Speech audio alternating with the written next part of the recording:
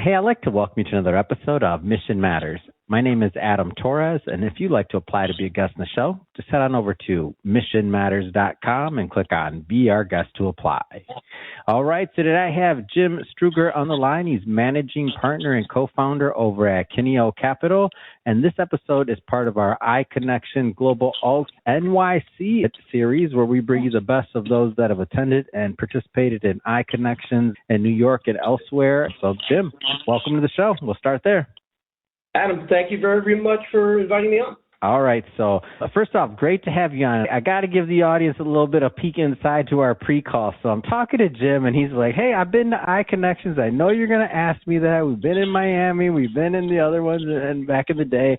And I'm like, Jim, we're not recording yet. And I'm like, but I'll say this. I'm glad you've been listening, Jim. That's amazing. You're the first person. You're the first listener. You're like, wait a minute, what show am I? That wasn't what I was told. No, it's good, honestly, to have you on, and I'm glad to know. But I am curious about this. So you've been multiple times. You've come in the past. Well, like what keeps bringing you back? Like what makes you keep coming back? Because obviously a lot of things you do with your time. Yeah, well, just to frame it a little bit, our firm was started in 2021, but we launched a public equity, energy, and AI infrastructure fund exactly 2 years ago today, in July 1st of 2024. And like every new or emerging manager, you start off focused on performance, and at some point you have to make the decision to get out there into the world and first dip your toe into the pool of allocators and then take a bigger dive into that pool. And that's probably different for many emerging managers. But for us, it made sense, even just at the 6-month mark, having launched this fund, to go down to iConnections in Miami last year.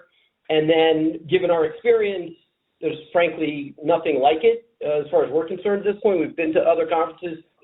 Others are helpful as well, but just the scale of iConnections, particularly in Miami, and not even just inside the Miami Beach Convention Center, but with all the happenings all over Miami and all of the allocators and service providers and other people to meet, iConnections really is unique. Yeah, I have to agree with that. And thank you, Ron, for not holding it in June, because it is hot down there right now, I'm told. I want no part of Miami right now, but no, it's a great time, and I'm sure I'll be there next year as well, just like I went to the New York one and covering that. So great times. But moving on here a bit, let's get into Kineo Capital. Yeah. Like maybe start with telling us a little bit about Kineo Capital and what you do in the thesis. Sure. So just a little bit of background on the firm. We're two partners, myself and Tom Menacho. The two of us go back to Morgan Stanley in the late 90s, early 2000s together. We worked together in the international equity business there. Tom went on to trade and manage risk at several different hedge funds, spent more time in emerging markets. I was in, for a number of years, institutional equity and derivative businesses across the street, including starting and running a derivative business at a broker-dealer. And then we got together in 2021 to launch Kineo, actually because someone both of us had known for a very long period of time had a fairly large private stake in Palantir that they'd been holding for a number of years. The value of that by 2021 was fairly significant. And even before it was publicly traded, they wanted it risk managed as much as possible using proxies. And then once it was publicly traded, we managed the risk for that core position for an individual. And that was really the founding capital for the firm, along with a couple other discretionary pools of capital, also from people who have known us for a long time, have known that we've been in markets for 15, 20 years, and really with a mandate to just go out and figure out the market and make them money. Speaking of going out in the market and investing, so today we'll talk about the sectors and what you're looking at and for the portfolio. Well, the underlying theme for us in this energy and AI infrastructure strategy is that the U.S. has entered a multi-decade, multi-trillion-dollar infrastructure supercycle. Obviously, there's never-ending talk about AI. There's never-ending talk about bubbles. But we can put a few numbers behind it that we really think about with conviction. And one of them is the forecast from Jensen Huang of NVIDIA, right? He has said that in the year 2030, between 3 and 4 trillion will be spent in AI infrastructure CapEx, right? And then he's also said between 2025 and 2040, a total of 8.5 trillion will be spent. If you reverse engineer his numbers, what he's saying is that between 2025 and 2030, you're going to have a 48% compound annual growth rate of AI infrastructure spend, right, off of about a $500 billion base in 2025. And then that total from 2025 to 2030 is going to be just shy of $10 trillion. From 2030 out to 2040, it's about a 14% compound annual growth rate to get to that 85 trillion of total spend.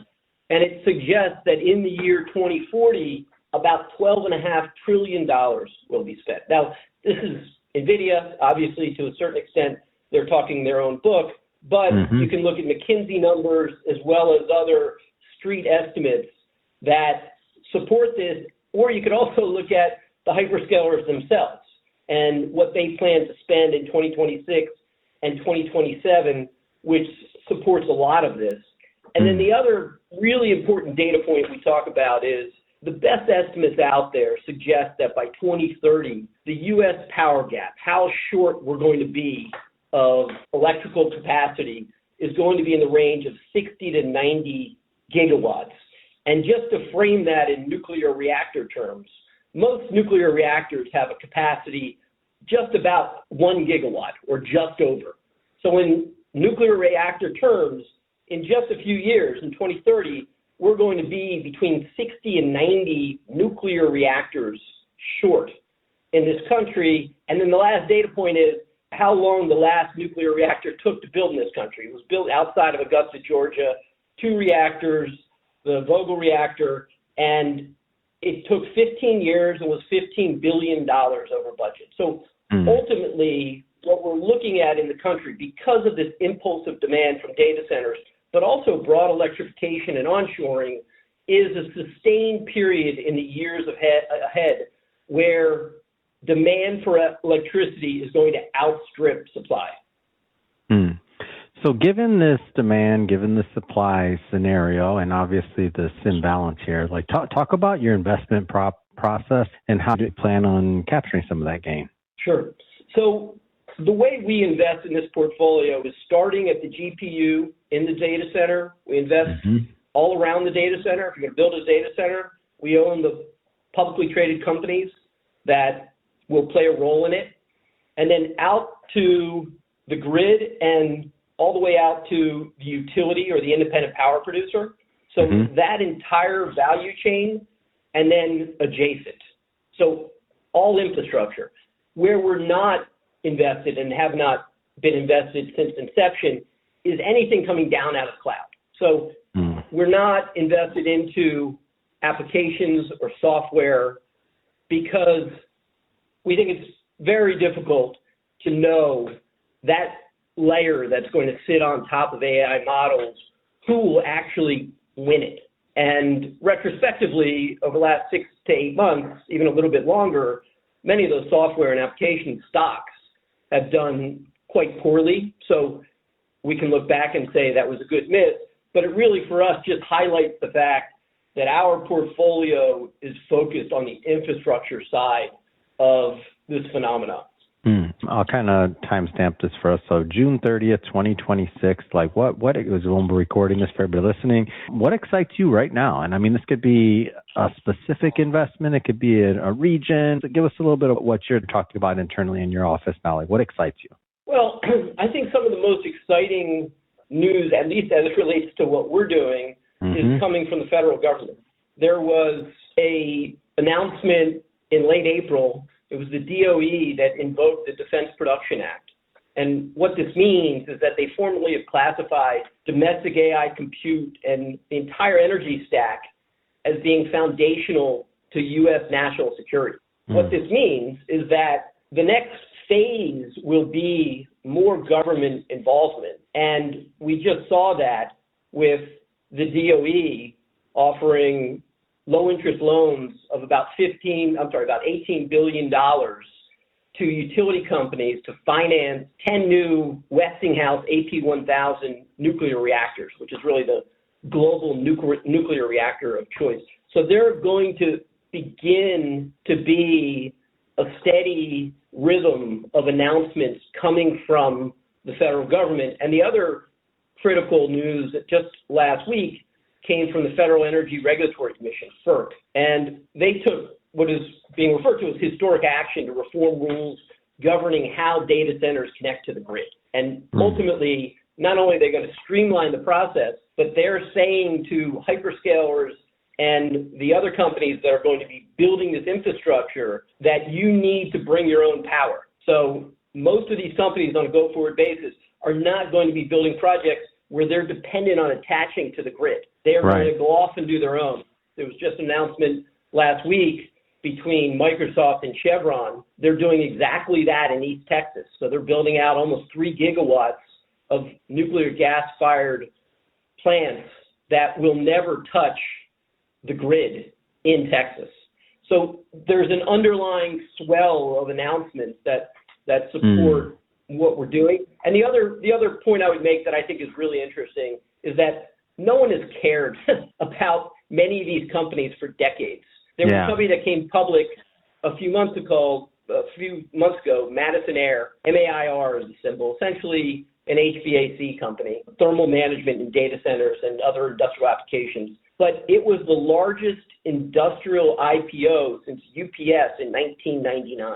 And that's not the only one. Yeah, that's pretty. When you think about it that way, like you're right. Nobody has cared. Now they are the important people on the block, right? Real quick. That's interesting. Go ahead. And that's just one of a number that have come public over the last year or so, and we expect that to really ramp. So we have a problem in this country. We think it can be answered with American exceptionalism in capital markets, and that's going to translate to many of these interesting companies coming public in different ways. There's another company that was cobbled together out of private equity in California and went public a few months ago, a company called Forgent Power Solutions, FPS. So as much as there's plenty of talk about AI at the macro level, there are really interesting things happening at the micro level. And frankly, a lot of what's happening in the micro level is closer to the solution than much of the talk at the macro level. That's interesting. Yeah, and based off the numbers you're talking about the projection and what happens next, it seems to me like you'd be positioned to capture that. And I'm curious on the investor side, like who's typically a good fit to work with your team at Coneo Capital? Well, as of now, we provide separately managed accounts for all of our clients. So our clients tend to be high net worth individuals, family offices, either single or multifamily offices. And obviously, as we move forward and get larger, then we're looking at more institutional allocators. But there's obviously a lot of interest around this. And I think if you dug into most people's portfolios, you would see that their exposure tends to stop at the hyperscalers. Maybe you throw in some NVIDIA. Maybe they put some Micron in there or some SK Hynix. But most of the hard work to dig into this phenomena and understand the companies that exist all along the value chain, that hasn't been done so much. And so there's really a great opportunity here, frankly, for all investors to participate, especially if this does prove to be a multi-decade phenomenon, which we believe it has to be, just given the physical infrastructure needed to build this and, frankly, how long it takes to engineer a data center, build out the grid, build a nuclear reactor, build gas-fired power plants, et cetera, et cetera. Another phenomenon that's very different for investors over the last 30 years because everyone's basically been focused on software and SaaS where you push a button and the whole world can get it all at once. And now you're talking about physical scarcity. And I think for many investors, even for folks like me that have been around now for 30 years on the street, It's going back to thinking about markets how we might have in the early 2000s. If you think about the commodity run that happened in the early 2000s or even before that. But certainly over the last almost 20 years, it's been an afterthought to think about the physical layer of the economy. Yeah. Jim, this has been great. I really enjoyed having you on the show today and getting to know more about what you're doing and your thesis behind investing. And that being said, if somebody's listening or watching this and if they want to follow up, they want to connect with you and your team, how do they do that? They can go to our website, KineoCapital.com. That's got contact information, or someone could always reach out to me on LinkedIn as well. Fantastic. For everybody listening, just so you know, we're definitely going to put some links in the show notes. You'll be able to click on that link, head right on over, connect with Jim and his team. And speaking of the audience, if this is your first time with Mission Matters, you haven't done it yet, hit that subscribe or follow button. This is a daily show. You heard me right. Each and every day, bringing you new content, new ideas, and hopefully new inspiration to help you along the way in your journey as well. So hit that subscribe or follow. And Jim, thanks again for coming on. It's been an absolute pleasure. Thank you very much, Adam. I appreciate the opportunity to talk to you.